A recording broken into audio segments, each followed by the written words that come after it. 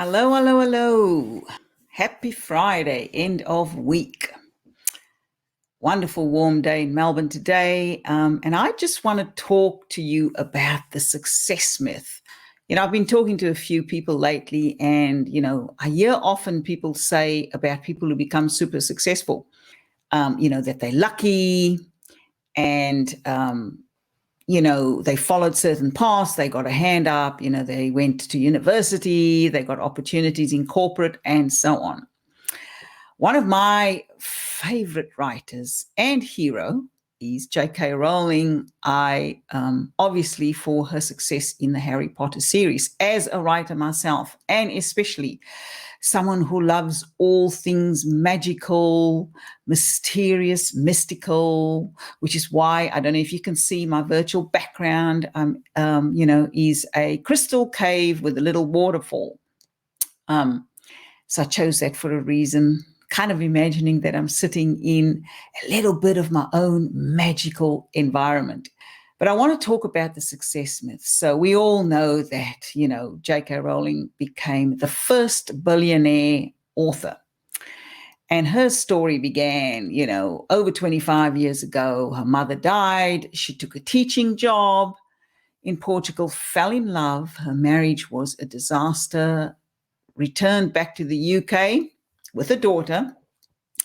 And she describes that time after her marriage imploded as one of the darkest times in her life. But it was also the time that she got really connected to her writing and decided that she was going to pursue the only thing she says she cared about at that time, aside from raising her daughter, the only passion, the thing that got her through a very dark and difficult time. And she pursued it with fervor and with consistency. Part of it was because it comforted her. Writing was a great comfort to her. I can totally relate. That is my comfort zone. When I'm in dark spaces, I go to the keyboard and start writing, or sometimes I even write longhand. So I go to a pad and a pen.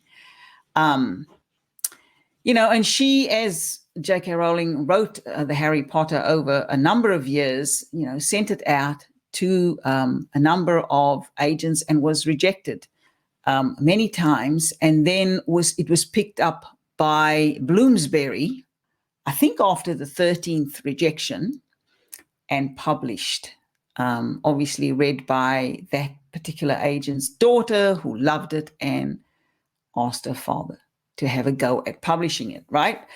So when you look at that little story, you can see that there was lots of hard times. There was rejection. And what I want to talk about with regards to the success myth is this, that an education guarantees success. No, it doesn't. So J.K. Rowling took an entrance exam into Oxford, was not accepted, and went on to study and graduate from Exeter University in French and the classics. I met a person a number of years ago in LA when I was living in Los Angeles. I met one of the wealthiest people I've met in my time. He owned over 50 service stations. So, where we go and get our petrol and so on. He owned over 50 service stations. I actually met this guy at a car wash. We both pulled up at the same time to get our car washed. We were waiting and started chatting. And, through the conversation, I got to learn about his story. But he had migrated from Poland to the US with $100 and a suitcase. And he told me about the struggle, the number of jobs he had to work to put food on the table to support his family, and how he pulled himself up from the poverty bootstraps to become one of the wealthiest people in LA. So it's a myth that a graduate education and some openings in corporate will naturally lead to success. Success is often something that comes from consistency and hard work. The other myth around success is that all you have to do is dream and visualize. I mean, many of us, me included, I've certainly followed certain self-help gurus, and I still believe that holding a vision and visualizing is important to achieve a dream or to attain success, but it's not the only thing. Action is actually required. Consistent action. Whatever that action may be. It could be, when you going for career improvements, your action could be that you engage a career coach. Your action could be that you present more at your place of work, that you allow your bosses and your managers to get to know you. Your action could be that you step up consistently, taking on different pieces of work.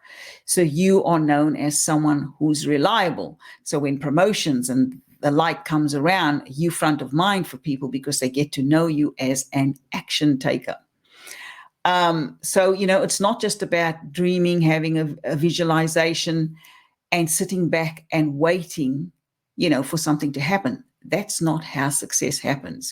Visualization is important. Having a goal, having a dream, having a vision is important, but taking specific actions and consistent action counts for a lot more in creating success in your life. And the other success myth, I'm getting tripped up over my words, is that rejection means you stop. No, again, if J.K. Rowling had stopped at the first rejection or the second rejection or the third rejection, we would not have had the joy and privilege of enjoying the whole Harry Potter series. And I, for one, would be quite sad. I absolutely love that series. I think it's the imagination, her amazing imagination, that fascinates me more than anything. And then she's really good at turning phrases, writing with description. Who can forget the description of the Great Hall and the feasts in Harry Potter? It is so detailed that you kind of feel like you want to be there, digging into the chicken, digging into, pumpkin juice and all of those things. So back to rejection. Rejection doesn't mean you stop. On the road to success, we are going to encounter so many times when we're rejected, even those of us who are applying for jobs and things, often it's not the first job that you apply for or the first application you send in that lands you the job. For some people it is, but for many people, you go through a number of applications when you're applying for a job or a role before you get a yes, before you even get a yes to an interview these days. The market is so tight at the moment that simply to get an interview can be considered a measure of success. Because sometimes when you get a chance to interview with a company, even if you're not the right candidate or you're not the best candidate in their eyes for that particular role, many of them keep information and reach out again if another opportunity comes up where you're more suitable. So for me, the three major success myths is thinking that an expensive education guarantees success, that all we have to do is dream and visualize and success will automatically come, and that rejection means you stop. It doesn't. Rejection means you learn, you keep moving forward, you apply the lesson learned, and you continue on the path to getting what you want. And so, in conclusion, success is never guaranteed by only one or two actions. It is rare, and it is rarely an overnight thing. So many people, I've heard, read, seen people say, J.K. Rowling was lucky to become the first billionaire author, but they don't see the her tip of success iceberg occurred around 1997 when the Harry Potters blasted on the scene and became one of the most widely read books of all time. And then obviously she went on to do the remaining 6 novels. But underneath there is usually years of consistency, struggle, rejection, and perseverance. Those are the things that make success. Consistency, struggle, overcoming that struggle, rejection and overcoming that rejection, and persevering through challenging times. In the end, if I had to say one thing that guarantees success, it is consistency.